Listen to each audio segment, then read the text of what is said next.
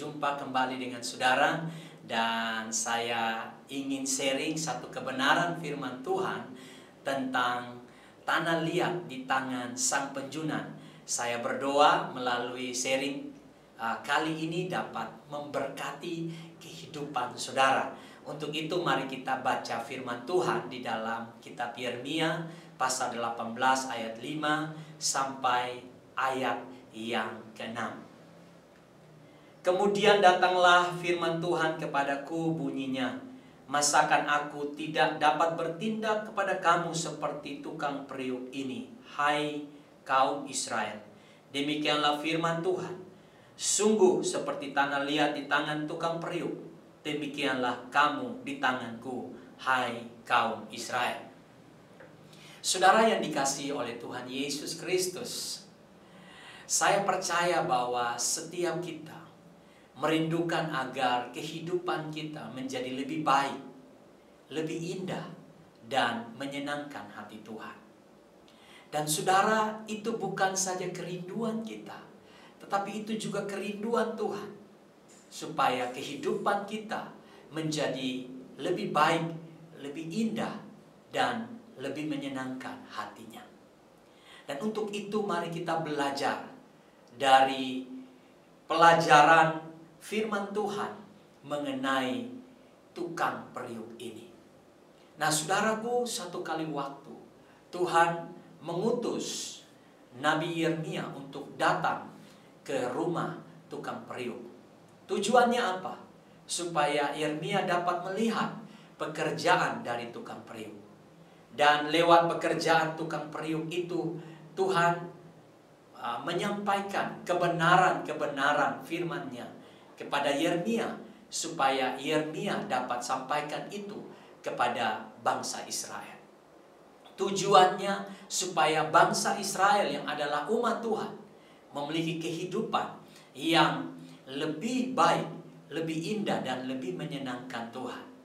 Dan saudara, itu bukan hanya untuk bangsa Israel pada waktu itu, tetapi firman Tuhan masih relevan untuk kita anak-anak Tuhan yang hidup pada masa kini. Nah saudaraku yang kekasih, pelajaran apa yang dapat kita ambil dari pekerjaan tukang periuk ini, supaya kehidupan kita menjadi lebih indah, lebih baik, dan lebih menyenangkan Tuhan. Nah saudaraku, yang pertama yaitu kita harus memposisikan diri kita sebagai tanah liat. Saudara, tanah liat itu menggambarkan kita, dan tukang periuk itu menggambarkan Tuhan. Sehingga kebenaran yang harus kita pegang atau kita terapkan dalam kehidupan kita, yaitu kita harus memposisikan diri kita sebagai tanah liat. Pertanyaannya, mengapa harus tanah liat, saudara? Mengapa tidak batu? Mengapa tidak kayu? Saudara, yang pertama, bahwa tanah liat itu tanah yang kotor, yang tidak ada harganya, tidak ada nilainya, diinjak-injak oleh orang, dibuang oleh orang. Nah, saudara, artinya apa? Di sini kita dapat satu pelajaran supaya kita tahu siapa kita di hadapan Tuhan. Hari-hari ini banyak orang tidak menyadari dirinya, siapa dirinya di hadapan Tuhan. Ketika dia sudah kaya, ketika dia sudah punya kedudukan yang tinggi, ketika dia cantik, dia tampan, dia punya gelar, dia populer, dia terkenal, dia menjadi orang yang lupa diri, menjadi orang yang sombong, menjadi orang yang angkuh. Dan saudara, Tuhan tidak dapat membentuk orang yang angkuh, orang yang sombong, orang yang lupa diri di hadapan Tuhan. Ketika kita memposisikan diri kita sebagai tanah liat, maka kita sebenarnya sedang merendahkan diri kita di hadapan Tuhan. Kita sadar, saudara, bahwa tanpa hembusan nafas Tuhan, kita bukan siapa-siapa. tanpa karya Kristus di salib, kita tidak mungkin diselamatkan. Tanpa Roh Kudus, maka hari ini kita tidak mampu melewati masa-masa sulit dalam hidup kita, karena Roh Kudus adalah penghibur kita. Dan ketika kita memposisikan diri kita sebagai tanah liat, maka kita akan menghormati Tuhan. Kita akan menghargai Tuhan dalam kehidupan kita, apapun yang Ia ingin lakukan dalam hidup kita. Dan saudara, kita akan semakin hari semakin rendah hati di hadapan Tuhan. Dan orang yang rendah hati itu disayang oleh Tuhan dan gampang dibentuk oleh Tuhan. Kemudian saudara, sebagai tanah liat, mengapa harus tanah liat? Tanah liat itu lembut, saudara. Jadi ketika tukang periuk ini membentuk tanah liat itu, karena tanah liat itu lembut, maka tanah liat itu akan mengikuti pembentukan daripada tukang periuk ini. Nah saudara, kita harus memiliki hati dan hidup yang lembut. Kita tidak boleh memiliki hati dan kehidupan yang keras di hadapan Tuhan. Ketika kita memiliki hati dan hidup yang lembut di hadapan Tuhan, maka mudah bagi Tuhan dan mudah buat kita untuk mengikuti proses pembentukan yang Tuhan izinkan terjadi dalam kehidupan kita. Oleh sebab itu saudara, mari posisikan diri kita sebagai tanah liat, yaitu dengan memiliki kerendahan hati dan memiliki hati dan hidup yang lembut di hadapan Tuhan. Bapak Ibu Saudara yang kekasih di dalam Yesus Kristus, kemudian yang kedua, yaitu tanah liat harus diserahkan kepada tukang periuk. Artinya hidup kita harus kita serahkan kepada Tuhan sebagai sang penjunan yang sejati itu. Mengapa saudara kepada Tuhan? Karena Tuhan adalah ahli dalam membentuk kehidupan kita.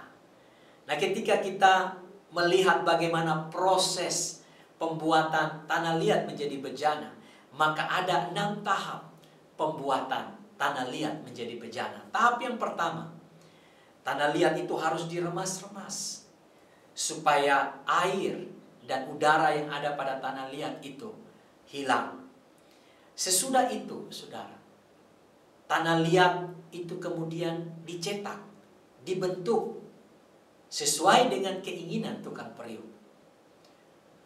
Dan setelah dicetak, dibentuk, maka hasil bentukan itu kemudian dihaluskan dengan amplas. Setelah dihaluskan, yang berikut kemudian dibakar di dalam tungku pembakaran. Dan setelah dibakar, tidak berhenti saudara. Bejana itu kemudian didinginkan. Dan setelah didinginkan, barulah bejana yang sudah melalui beberapa proses itu kemudian digambar atau dilukis. Dan pada akhirnya bejana itu menjadi bejana yang bernilai. Dari yang tidak bernilai menjadi bernilai. Saudara, demikian juga kehidupan kita. Ketika hidup kita diserahkan ke tangan yang tepat, yaitu tangan Tuhan, maka saya sangat percaya bahwa hidup yang rusak, hidup yang tidak bernilai, hidup yang tidak berharga, hidup yang tidak terbentuk, Tuhan akan membentuk kehidupan kita menjadi bejana yang indah, menjadi bejana yang baik, menjadi bejana yang pada akhirnya dapat mempermuliakan dan menyenangkan hati Tuhan. Nah, saudaraku yang kekasih di dalam Yesus Kristus, hari ini ke tangan siapa hidupmu diserahkan? Banyak orang Kristen mengikut Tuhan, tetapi dia tidak menyerahkan hidupnya sungguh-sungguh kepada Tuhan untuk dibentuk oleh Tuhan. Yang penting dia sudah menjadi anak Tuhan, Yang penting dia berkata, saya sudah terima keselamatan. Yang penting dia sudah dapat surga. Tetapi dia masih hidup dengan kehidupan yang lama. Dia masih hidup dengan kehidupan duniawi yang tidak lebih baik dan tidak indah dan tidak menyenangkan hati Tuhan. Nah, saudaraku yang kekasih di dalam Yesus Kristus, pastikan hari ini hidupmu ada di tangan Tuhan Sang Penjunan itu. Dan firman Tuhan berkata, saudara, ketika hidup kita di tangan Tuhan, maka Dia akan membentuk kehidupan kita menjadi bejana-bejana yang bernilai tinggi. Dengan tujuan apa, saudara? Supaya kehidupan yang baik, kehidupan yang bernilai dan menyenangkan Tuhan itu dapat dipakai oleh Tuhan menjadi berkat bagi banyak orang. Dan lewat hidup kita, saudara, nama Tuhan dipermuliakan. Untuk itu, mari hari ini, seperti tanah liat di tangan Sang Penjunan, mari jadikan atau posisikan diri kita seperti tanah liat yang merendahkan diri di hadapan Tuhan, yang lembut, yang gampang dibentuk oleh Tuhan. Dan serahkanlah hidup kita sungguh-sungguh kepada Tuhan, maka Dia akan membentuk kehidupan kita, sehingga kehidupan kita akan menjadi lebih baik, lebih indah, dan lebih menyenangkan Tuhan.